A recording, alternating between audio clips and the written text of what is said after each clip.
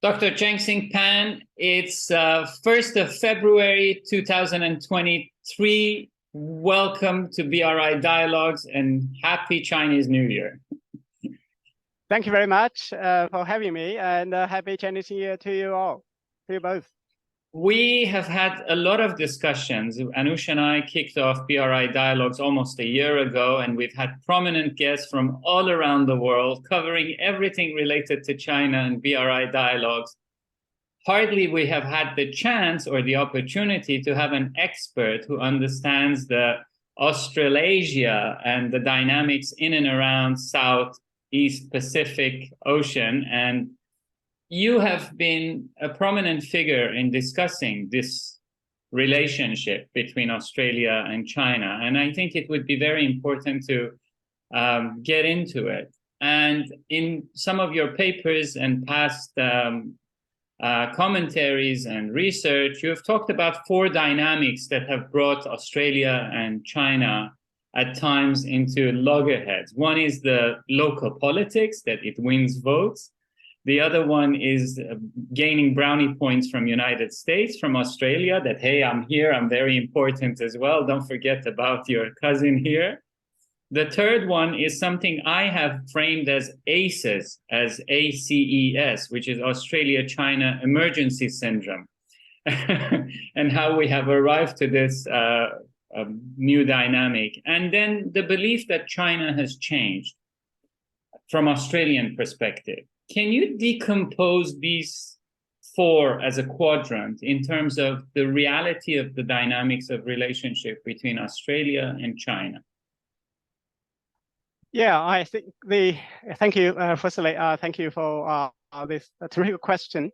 The Australia-China relationship in the context of the South Pacific has really drawn much attention in the media and around the strategic analytical community. Very often the attention paid to China's move in the region, its BRI footprint, has really sparked suspicion and anxiety in Australia. So many of Australia's measures taken in the region can be seen as a response to China's perceived encroachment in that part of the world, which has traditionally been seen as Australia's backyard or special patch. So the recent during the mostly the Morrison government period, Australia-China relationship has really deteriorated to a historical low, and many explanations have tried to explain why this happened, and you just mentioned the four different explanations. So I think all these elements are playing a certain part in the deterioration of this bilateral relationship. For example, the local politics, obviously, very often when the two parties in Australia, they have relatively little to differentiate themselves on most issues, apart from some domestic issues. But one of the issues that the two parties thought they could gain political advantage is on China. So basically, there is this kind of a competition in terms of who can be seen as tougher on China. The Liberal National Coalition Party was particularly out in front in this area, and so some say, this has a lot to do with this kind of a domestic political dynamics.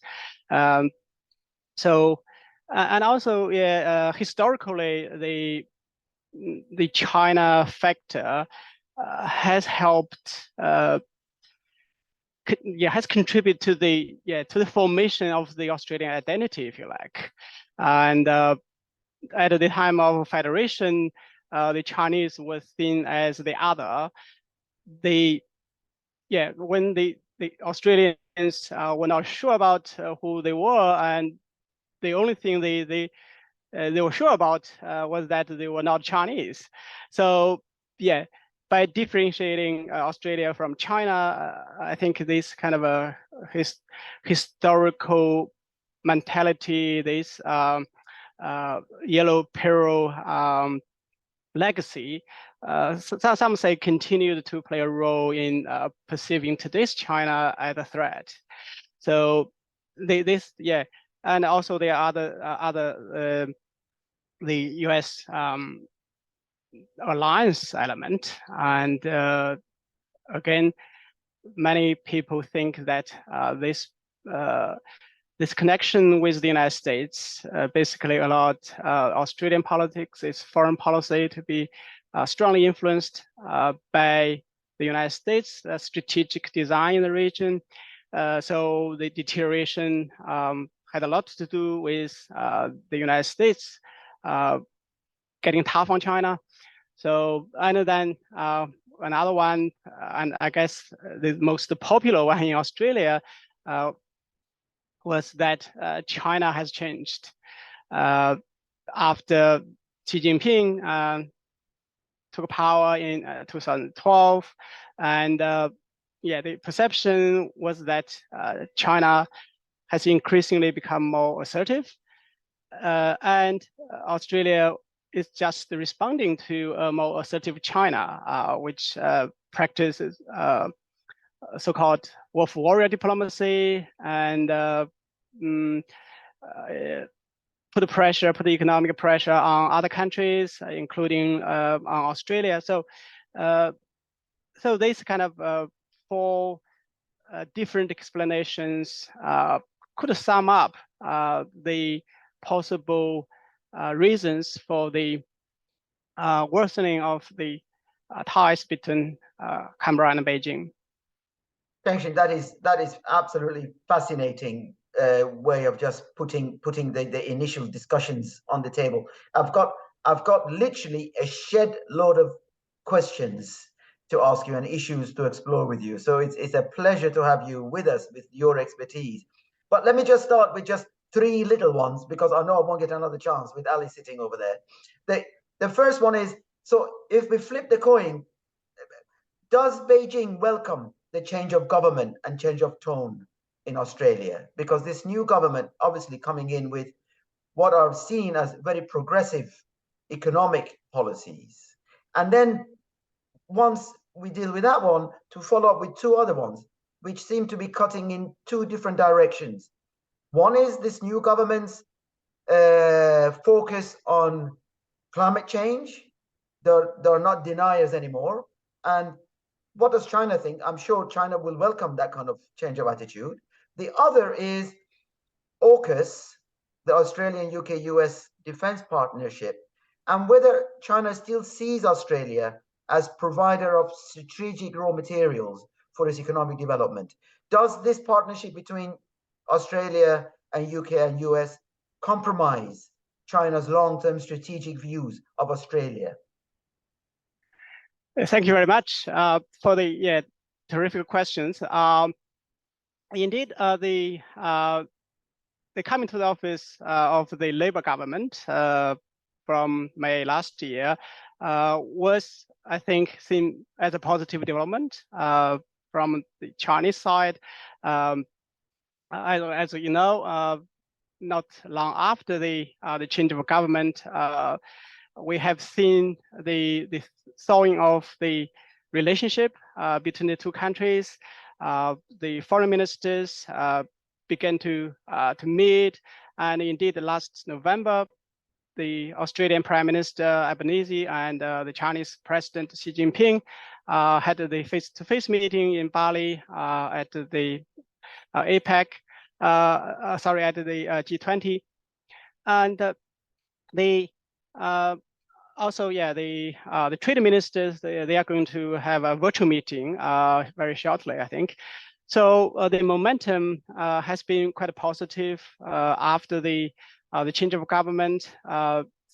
Certainly, the Albanese government has turned down its political tone when it comes to China, although Albanese continued to say it is because China has changed. We are defending our national interest, national security.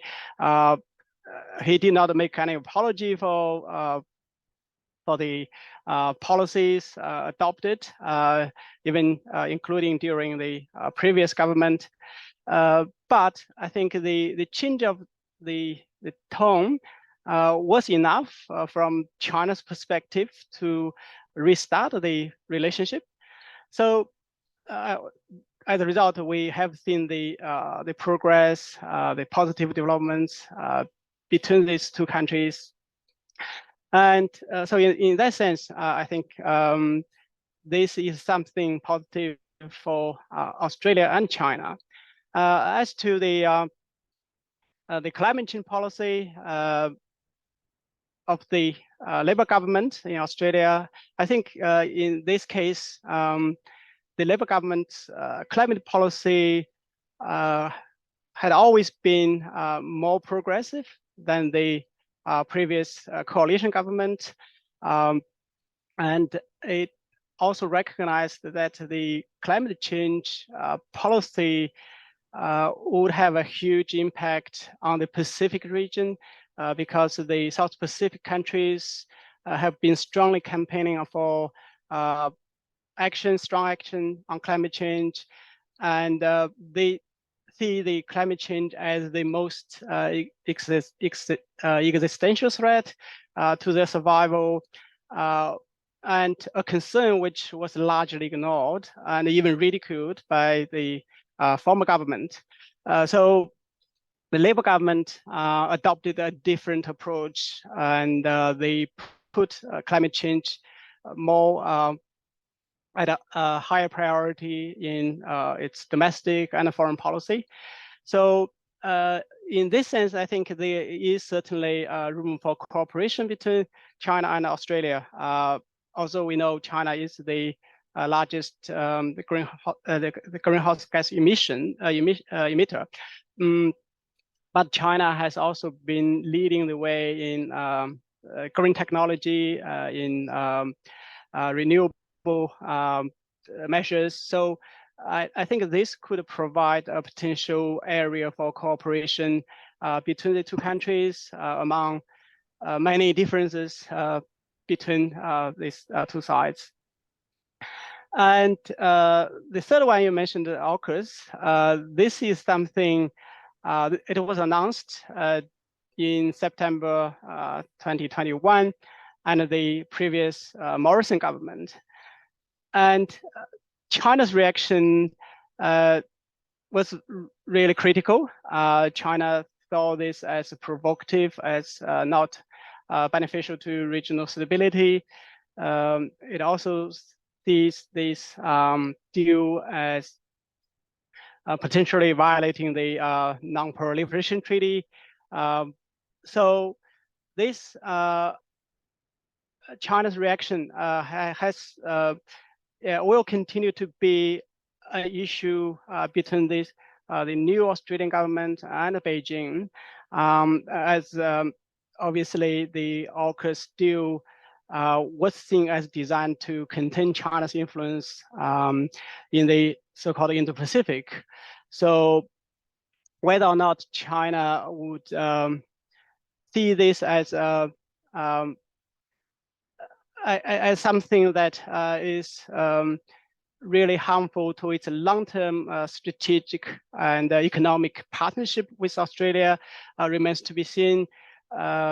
Currently, China is heavily dependent on Australia in terms of the import of iron ore and other raw materials, especially on iron ore. It's hard to find another supplier to replace Australia as a supplier of high quality iron ore. So but I think if the relationship continues to be tense, and if Australia is seen as getting closer and closer to the United States, issues such as Taiwan and the South China Sea issue, I think China would find the need to diversify the supplies of such strategic raw materials. Indeed, China had already invested heavily in Africa to find alternative providers of the raw materials, and also another source is Brazil. So all this geostrategic development would impact the economic ties and the broader cooperation between these two countries. Very interesting. So Anush is very naughty. He already packed 3 good questions. So I'm scratching my head and saying, let's call the end of the program and go home, because hardly anything. But on a lighter note, 2 questions for you. There is no shortage of wisdom and insight about the workings of China in Australia. I'm not talking about, your Labour Senator Penny Wang, but I'm talking about Kevin Rudd, who understands China far better than a lot of politicians around the world. Isn't there, at the same time that there is a growing tension, a great opportunity for Australia to be that horse whisperer between Washington and Beijing, to capitalize on this soft capital of diplomatic insight and knowledge between the two, and try to be, I would say, a source of wisdom rather than taking sides? Because as much as we talk about China needing the iron ore, there is hardly any other market for Australia's iron ore at this time as well. So it's like Siamese twins. Wouldn't it serve Australia better to diffuse this tension, particularly with the sight ahead that maybe there is a Labour government in UK as well very shortly, and with Anthony Albanese and Keir Starmer, there would be a better understanding for global growth and harmony? What do you think? Oh yeah, that's a terrific proposal. I think it'll be, from many people's point of view, it would seem to be quite logical and indeed imperative for Australia to be to play a more constructive role between the US and China, because clearly conflict would benefit no one, particularly Australia would be vulnerable because China has been Australia's largest trading partner for more than a decade. And Australia has benefited the trade enormously from China. But at the same time, of course, traditionally, the United States has been Australia's security provider because of the ANZUS treaty.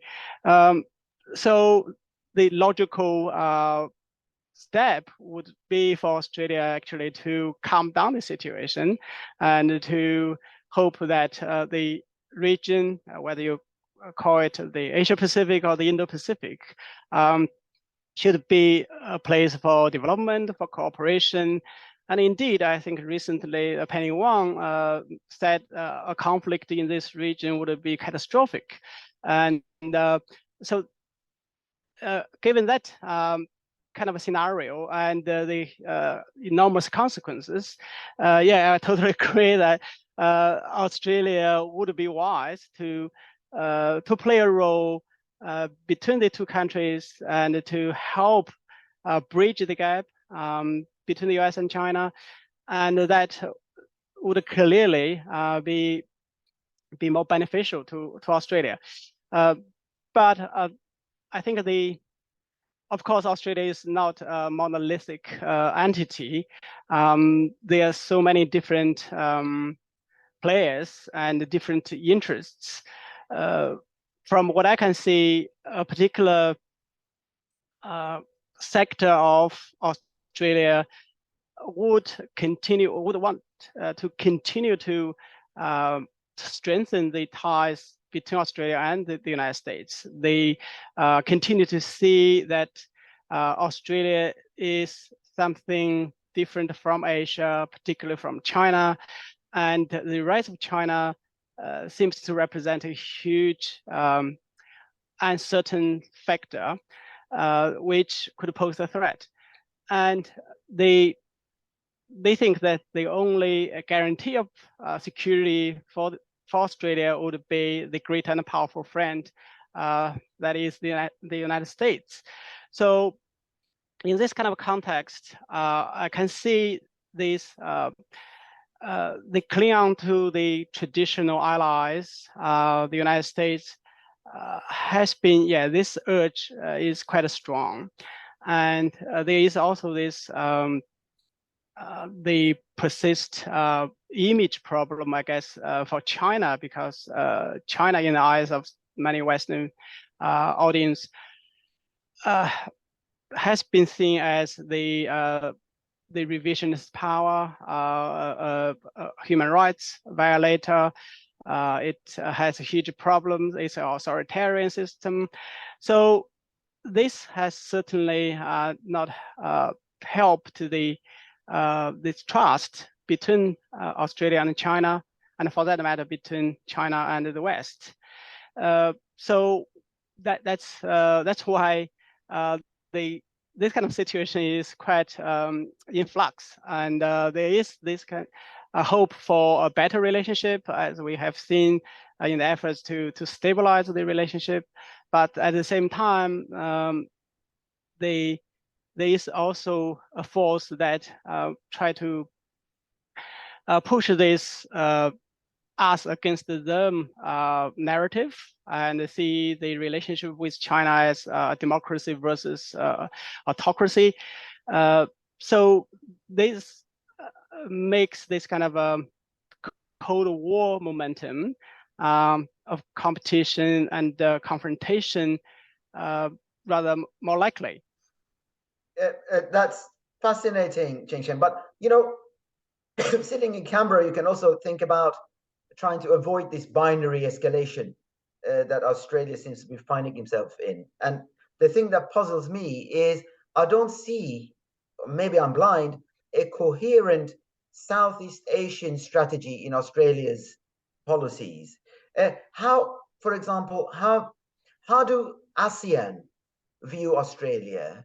And does Australia engage with the ASEAN as a credible group of member states that it can coalesce around over economic partnership and kind of diffuse the security problems that Ali's mentioned?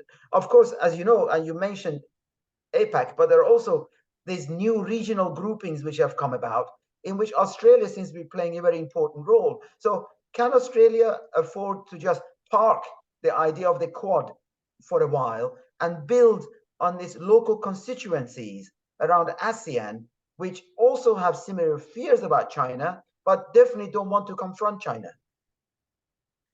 Yeah, this is a really important question. I think you mentioned, the Southeast Asia.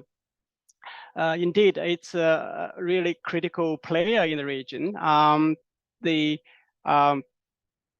The framework, there's the East Asia Summit. There are also other mechanisms in which Southeast Asia is playing a central role. And Australia recognized the importance of Southeast Asia, and very often it has tried to get closer to Southeast Asia, countries such as Singapore, Indonesia.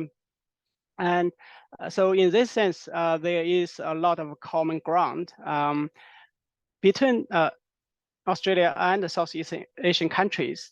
And you also mentioned some Southeast Asian countries are wary of China's growing influence, partly because of the South China Sea disputes, but also with some historical memories of the communist China's period of exporting revolution, if you like.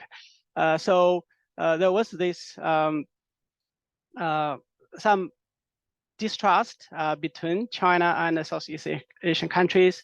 But at the same time, most Southeast Asian countries now, they see China as an indispensable economic partner. China is almost all of this largest trading partner. So they see China is not going anywhere, and they understand that China has always been there. And historically, they were under the influence of the Chinese dominance. So today they have perhaps some kind of different takes on China from Australia. So in that sense, Southeast Asian countries are probably more pragmatic in dealing with the China, the rise of China. But so far, I think the mainstream view in Australia has not really come to terms with the rest of China in a way similar to how Southeast Asian countries treat China. In that sense, I think there is some scope for Australia to actually to watch and learn from Southeast Asian countries, because similarly, those countries are wary of China. They also seems to think that the role of the United States in the region is crucial. So on that, Australia shares much common ground. But those countries in Southeast Asia treating China in a more balanced, measured way. As a result, the relationship between China and Southeast Asian countries have been stable for much of the past few decades, even though there are occasional disputes, such as between China and the Philippines. So I think there is this kind of a wisdom, the diplomatic wisdom for Australia to learn from that part of the region. One thing that in your writings has come up frequently is this word ontology. I've been reading your papers, and I have to say, I said, wow, this is something I have to learn more about. So when you talk about threat ontology, isn't there, other than just the economic model and manufacturing and rare earths, isn't there a soft element in that threat ontology in the view of neoliberalism and the focus on the individual and the focus still on the masses and the public, and that poverty eradication that has taken place through China's rise of the society and dual circulation now? Isn't there, that's the core of that threat ontology, Chengxin, that the Western neoliberal model that has been always, dismantling the governmental welfare support, placing responsibility for the risk on the individuals, being questioned by that model. Is that part of the calculus of this that you have so eloquently with Maria Del Caray, who was our guest as well, put as why is China America's favorite threat? I think there is more as well there to be explored other than just manufacturing and military. Do you have any views on that? Yeah, I'm glad that you mentioned the ontological issue. This is something that is very often hidden, not as obvious, I guess. But I think it's really critical in understanding why there is this tension between China and the West, particularly the United States. I think basically the rise of China has really not only been seen as posing a threat economically, militarily, but fundamentally, I think the rise of China has been seen as a threat to the way the West perceives itself, because for a long time, the United States, the West have position themselves as the leader of the world, as the advanced political system with democracy, freedom, the rule of law, etc., as representing the end of history. But now the continued rise of China and also the seemingly stubbornness of China to change along the model of the West really put that kind of identity and self-image into question. So I think China basically makes the West feel uncomfortable, and it really makes the West feel that its previous identity, its much celebrated notion of itself as, for example, normative power Europe, or the United States as the indispensable nation, the manifest destiny, etc., put all of this into and question mark. So there is this element of the ontological challenge coming from China to the West.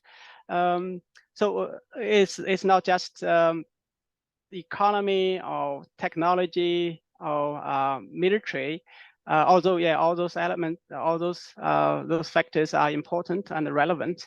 But I think the ontological threat, or at least the perceived ontological threat, is a really underlying issue in the relationship, in the dynamics of the competition between the US and China.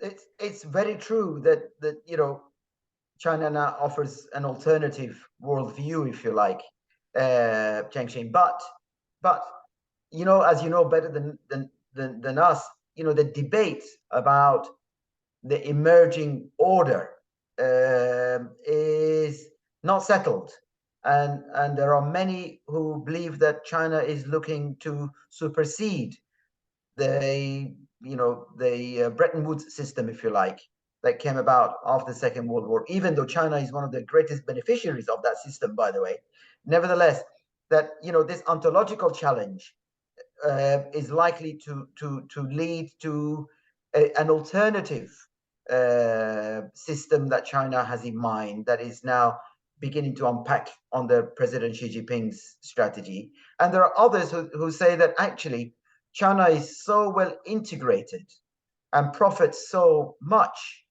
not just economically, but also socially and so on, from the prevailing international system, that it really doesn't want to change it. It wants to reform it, to adjust it, and so on. And I don't see much of a middle ground, and some of China's own policies lend itself to both interpretations of this. What is your bottom line thinking about this, given that you've delved very deeply into these debates? Yeah, this is a really challenging question in terms of how to interpret the challenge of China.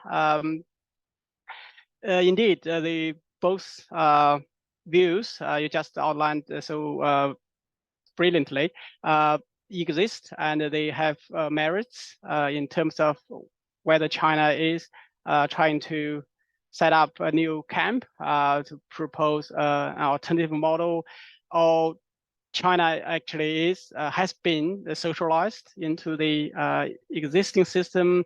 So what China wants is at most to reform and to tinker at the edge. I think this kind of broad views need to be probably constructed in a issue by issue case, because it's hardly an either or. As you said, it's hard to say it's either this or that. Yeah, from what I can see, the existing model led by the United States has been built for if we trace back the rise of the West and its colonial expansion around the world, and then after World War II, the baton passed on to the United States, and I think the Western-led international order certainly has been seen as the status quo. Obviously, this order is hugely beneficial to the West, and now China, with its opening up policy, its joining of the WTO, became part of this order to some extent, especially economically. So for a long time, this order has not been challenged. But increasingly, I think China finds itself that this order doesn't fully serve its own interests, and also as China becomes stronger, its interests are spreading in other parts of the world.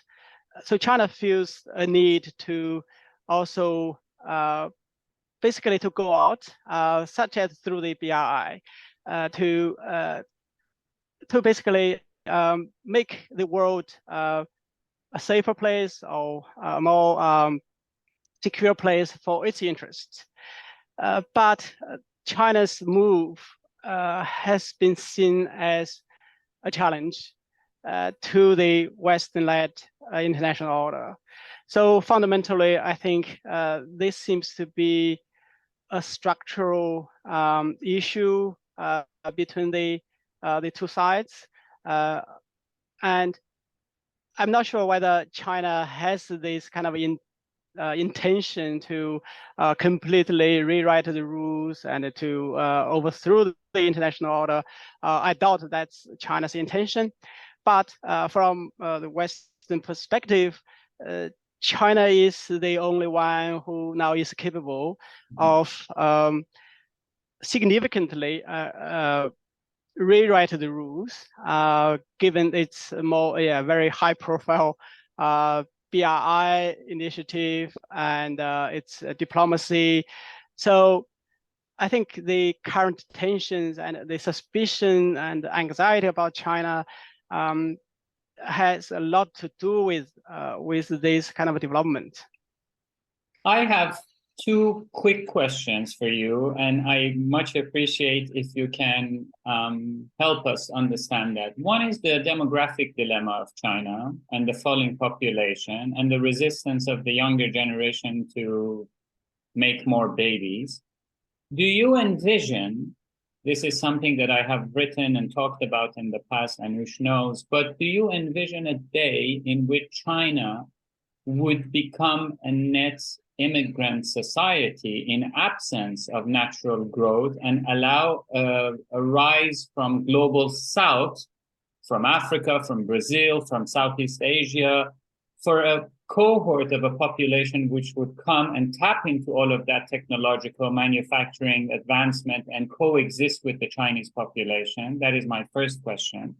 The second one is that doesn't the end of COVID, as a matter of fact, give Anthony Albanese and the opening up of economic development of China a boost in economic growth in Australia, and as a matter of fact, some wind in his sail for an entente with Beijing?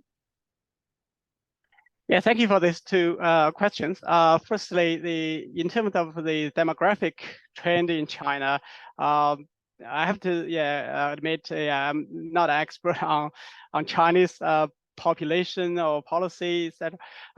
But certainly, I think China's trend is similar to the trend that has emerged in other more developed economies as people getting wealthier, they have more freedom to enjoy life. Especially with the more education for women and more equality for women in workplace, etc. there is this kind of tendency for people to have fewer children, and China is clearly experiencing a similar trend. So this is something that China has tried to tackle in recent years. Firstly with 2-child policy, now 3-child policy, and now more recently, in Sichuan province, they begin to recognize those children who were born of unmarried couple. So there's a lot of relaxation on this front, but I'm not sure how effective those policies would be. As to the possible change of China into a immigration country, so accepting foreign migrants into China, I think this is possible because the economic imperative may force China to to turn into that kind of immigrant society to supplement the lack of workforce in China.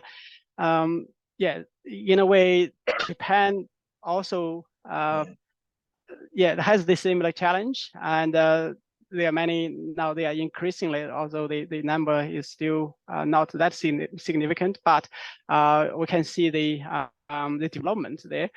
So it's thinkable. It's possible that China may begin to accept migrants from other countries.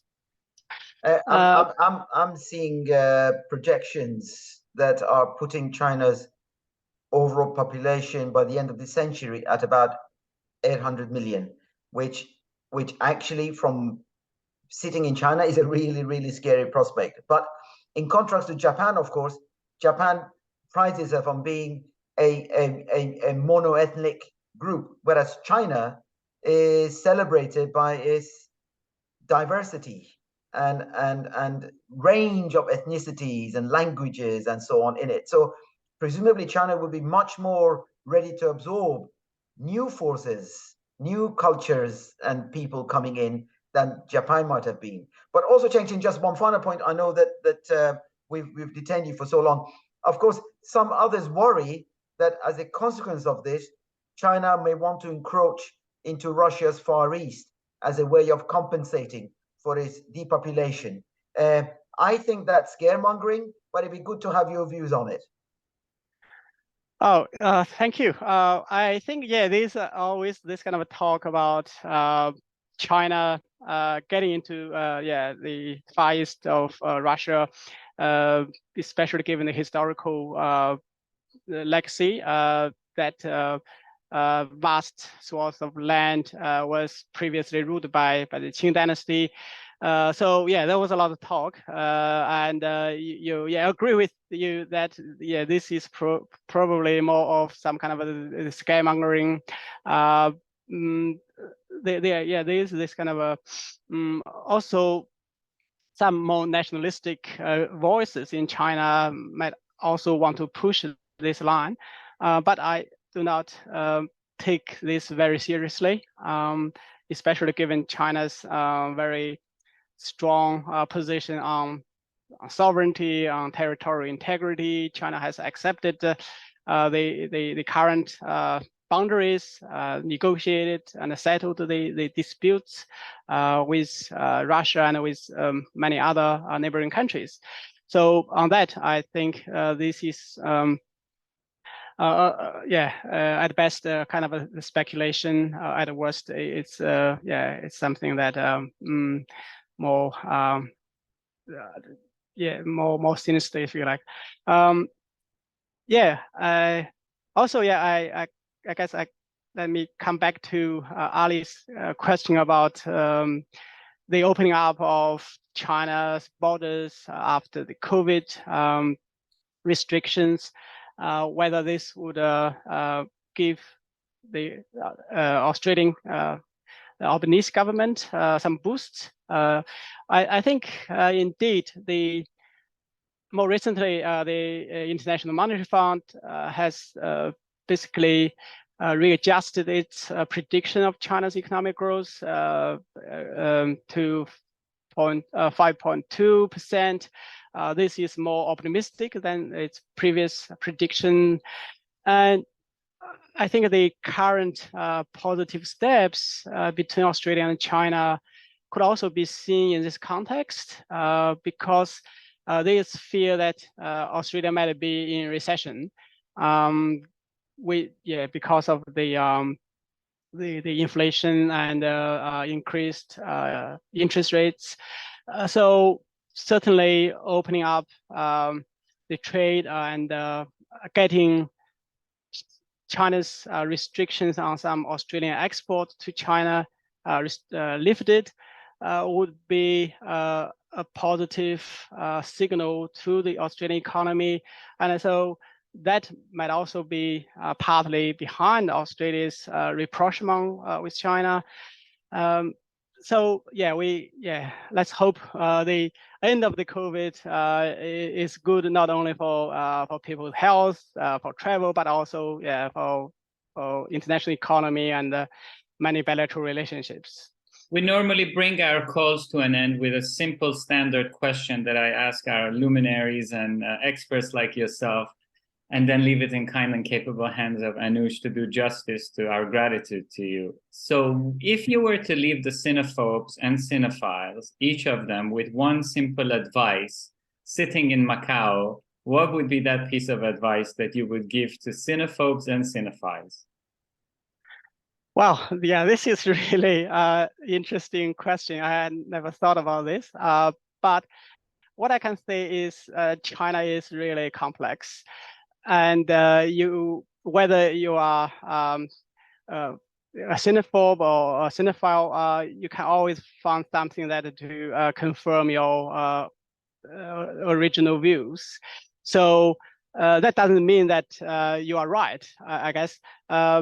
I think given the complexity of China, I think we really need to take a more balanced view and do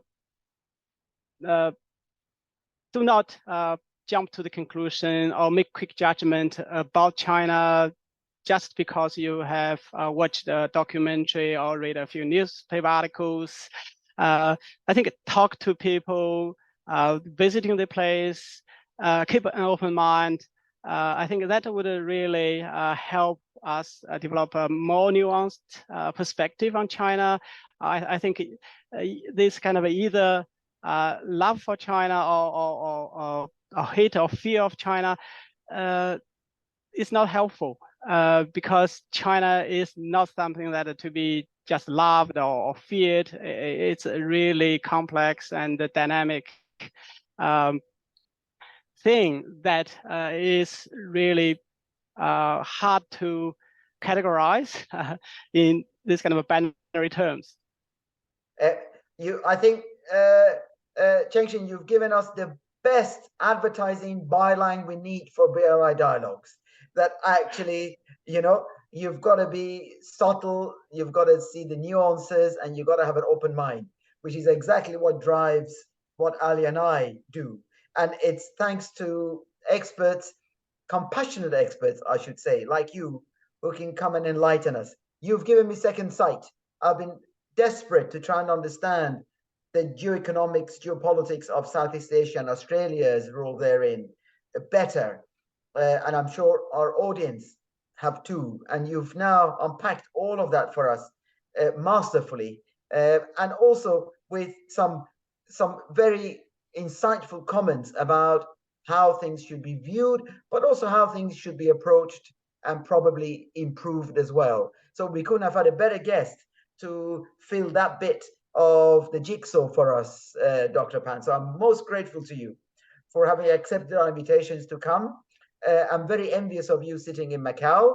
I wish that I was there with you, but I hope to be there with you. So Ali and I are very grateful for you taking the time, but also sharing your wisdom and knowledge and experience with us. So thank you very much indeed. Thank you very much, Professor Chami and Ali. And it's a great pleasure to be on your program. And I've learned a lot from our dialogue. And thank you very much. You have been very kind and generous. Thank you.